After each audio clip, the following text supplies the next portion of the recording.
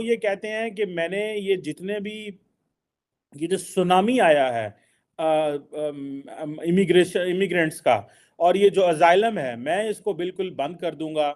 और ये उनका इलेक्शन मैनिफेस्टो था, और वो तो ये भी कह रहे हैं हम यूरोपियन यूनियन से निकल जाएंगे। मुसलमानों की जो बढ़ती हुई शिद्दत पसंदी है उसके खिलाफ एक रिएक्शन आ रहा है पूरी दुनिया में। ऐसे में तो हिंदुस्तान का मुकाबला नहीं कर सकते, वैसे तो हमारे टाकरे में नहीं, कभी भी नहीं कर सकते। ये हमें गलत साइड पे लगाया जी, हम हिंदुस्तान का मुकाबला कर सकते नहीं कर सकते। लेकिन क्या वजह है कि वो बंदा पिछले 20 साल से लगा हुआ है इस्लामिज्म के बढ़ते हुए डेंजर के खिलाफ बोलने पर, और हत्ता के अब 20 साल बाद उसकी पार्टी इलेक्शंस जीत गई है। अब जो मुसलमान हैं, वो कहा जाता है 1 से लेके 8% के करीब पॉपुलेशन है डिफरेंट वेस्टर्न कंट्रीज में। और लेकिन जो पॉपुलिस्ट इरा है, जो पॉपुलिस्ट पॉलिटिक्स है, जो पॉपुलिस्ट इश्यूज हैं, वो सबसे ज़्यादा जो है वो इमर्ज हुए हैं। के नतीजे में पूरे वेस्ट में एक वेव आ रही है जो लोगों को राइट की तरफ शिफ्ट कर रही है। इवन के जो सेंटर के लोग थे या लेफ्ट ऑफ द सेंटर के लोग थे, वो भी अब कंजर्वेटिव राइट साइड पे आ गए हैं। और अगर यही हिसाब चलता रहा, जिसे कहते हैं पेंडुलम शिफ्ट होता रहता है, और ये पेंडुलम जो है ये शिफ्ट हो रहा है राइट साइड की तरफ। हमने देखा इटली में आई प्राइम मिनिस्टर, उन्होंने भी बड़ी सख्त जबान इस्तेमाल की मुसलमानों के हवाले से, मुसलमानों की माइग्रेशन के हवाले से। ये क्या होने जा रहा है?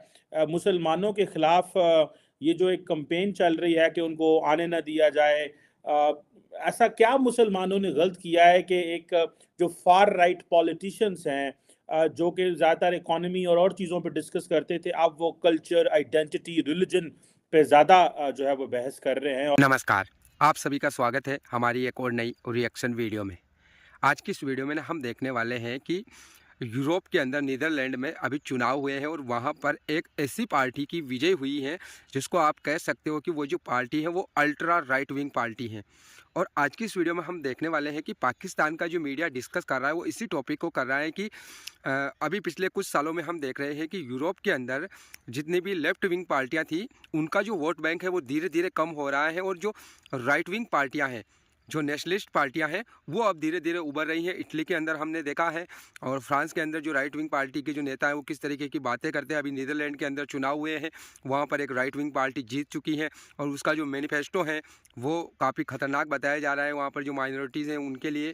तो इसी के ऊपर पाकिस्तान का मीडिया चर्चा कर रहा है। तो ये वीडियो हम देखते हैं, पूरी देखना और लाइक करना, शेयर करना, चैनल पर नए हो तो सब्सक्राइब करके बेल आइकन को दबाना। तो चलिए वीडियो को शुरू करते हैं। आज बात करनी है यूरोप की, और जी यूरोप के अंदर आपने देखा होगा कि अभी कल एक न्यूज़ आई है कि जो फार राइट डच पॉलिटिशियन हैं गेर्ड विल्डर्स, उन्होंने इलेक्शन जीता है, और उनके जो मैनिफेस्टो है वो तो बड़ा ख़तरनाक है।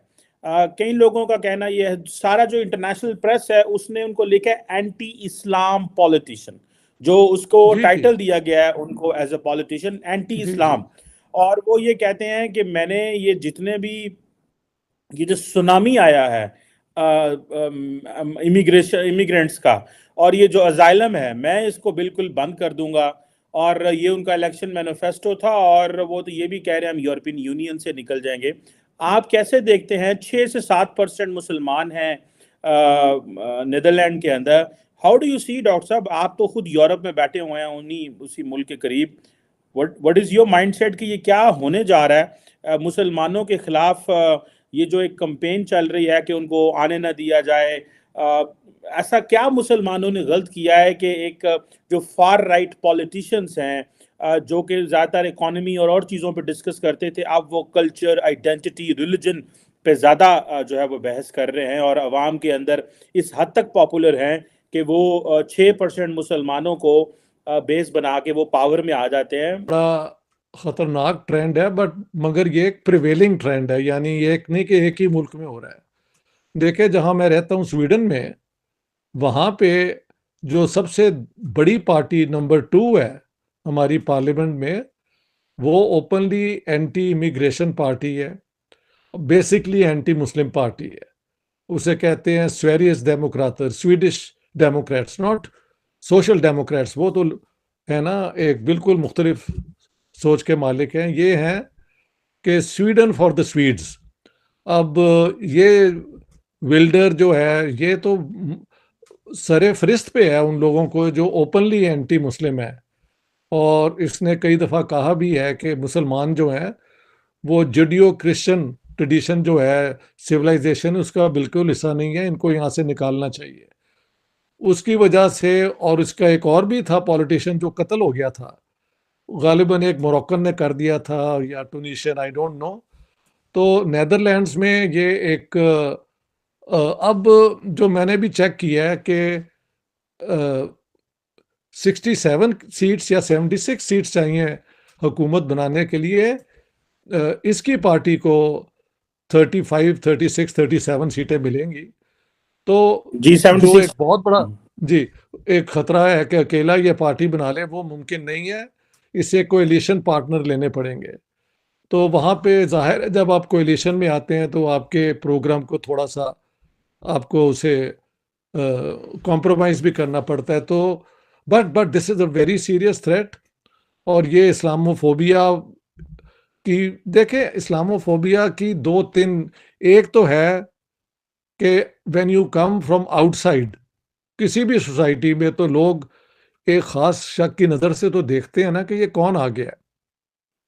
और उसके बाद अगर आप उस सोसाइटी का हिस्सा ना बनना चाहें, आप अपने वो जो हैं तौर और तरीके जो हैं वो बिल्कुल उस सोसाइटी से मुख्तलिफ रखना चाहें, मसलन हिजाब, निकाब, इस किस्म की चीज़ें, और हर एक अग्रेसिव फॉर्म ऑफ इस्लाम भी तो यहाँ पे आया ना जब से आप देखें सऊदी फंडिंग और उससे ज़रा कम ईरानी फंडिंग जो है, शिया मॉस्को ईरान से और सुन्नी मॉस्को सऊदी अरेबिया से फंडिंग हुई। और जो इस किस्म के मौलवी आए, उन्होंने एक, यानी यूरोप में रहते हुए ये लोगों को कहा कि इनसे आपने दूर रहना है, इनके कल्चर का हिस्सा नहीं बनना, ये है वो है। तो उसका रिएक्शन भी दूसरी तरफ होगा, क्योंकि हर सोसाइटी में एक बुनियादी सोच होती है कि एक प्योर हम डच पीपल थे, हाँ जी, हमारा एक सिविलाइजेशन थी, हमारा ये था वो था। अब ये वो लोग आए हैं जो सिविलाइजेशन का हिस्सा ही नहीं है और हमारे, they are hostile to our values. तो ये एक बहुत खतरनाक ट्रेंड है। अगर ये बढ़ता गया तो एक मुसलमानों पे अब हमले भी शुरू हो जाएंगे। ये हमास की जंग के बाद और ज़्यादा जो राइट विंग है, वो मैंने देखा राइट विंग के लोग, ये फ्रांस के अंदर, पेरिस के अंदर जब ये डेमोन्स्ट्रेशन हुई थी ना एंटी सेमिटिज्म के खिलाफ, यानी कुछ लोग जो हैं समझते हैं कि यहूदियों के खिलाफ अब फ्रांस में उन पे अटैक हो रहे हैं, तो उन्होंने वहाँ पे एक जुलूस निकाला जिसमें ये जो वहाँ की एंटी इमिग्रेशन पार्टी है वो भी आ गई। हालांकि जो उसके फाउंडर थे वो तो he was non anti Semite. तो अब जो एंटी सेमाइट यानी एंटी ज्यूज हैं, वो भी मुसलमानों के खिलाफ आके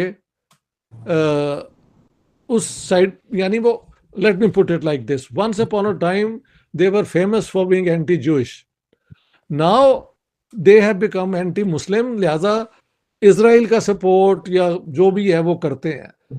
तो ये सारा ट्रेंड जो है बहुत खतरनाक है और पता नहीं ये कहाँ जाके रुकेगा। तो दोस्तों, आई होप कि आपको ये वीडियो ज़रूर पसंद आई होगी। अगर हम इस वीडियो को लेकर बात करें तो जैसा कि इस वीडियो के अंदर आपने सुना है, यहाँ पर जो बात की जा रही है वो अभी हाल ही में नीदरलैंड के अंदर जो चुनाव हुए और वहाँ पर जिस पार्टी ने विजय हासिल की है उसको जो है ना राइट विंग पार्टी कहा जा रहा है। और वो जो बंदा जीत कर आया है ना, वो उसके बारे में बताया जा रहा है कि वो पिछले लगभग 20 से 25 सालों से मेहनत कर रहा था इसी टॉपिक के ऊपर। जो उसका जो पॉइंट ऑफ व्यू था वो राइट विंग ही था। और जो इमिग्रेशन हो रही यूरोप के अंदर, नीदरलैंड के अंदर, और जो भी अभी कुछ समय पहले हमने देखे फ्रांस के अंदर जो दंगे हुए थे, उसको लेकर जो है ना उसका जो मैनिफेस्टो आया था वो भी काफ़ी जो है ना एक तरीके से राइट विंग वाला ही था, जहाँ पर बहुत सी ऐसी बातें लिखी गई थी जो माइनॉरिटीज़ को पसंद नहीं आ रही थी। लेकिन अब जो है ना उसकी विजय हुई है चुनाव के अंदर नीदरलैंड के अंदर। और इसी के ऊपर हमने पाकिस्तानी मीडिया की जो चर्चा है वो आपने भी देखी है, सुनी है। आपको कैसा लगा है कमेंट करके ज़रूर बताना। हम मिलेंगे अगली नई वीडियो में, तब तक के लिए आप सभी का बहुत बहुत धन्यवाद।